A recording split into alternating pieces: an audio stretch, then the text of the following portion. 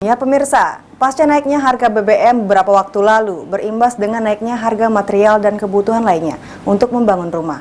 Oleh karenanya, untuk mengatasi hal tersebut, Ray Sumsel mengusulkan kenaikan harga RSH ke pemerintah sebesar 7%.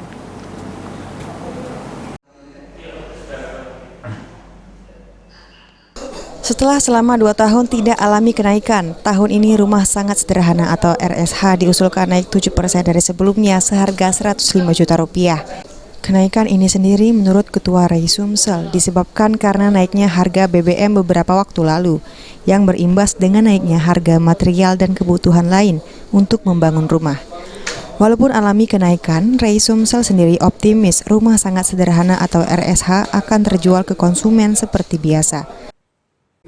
Ya, hanya 7% itu dibarengi dengan kenaikan harga material, dan saya yakin dengan harga jual yang cuma 7%, demand rumah khususnya rumah MBR itu memang kita ketahui kan paling tinggi ya, hampir 80% masyarakat untuk membeli rumah itu di bidang rumah MBR, dan kami yakin itu tidak akan mempengaruhi seandainya harga.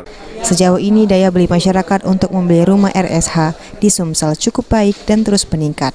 Firman Hidayat, PAL TV.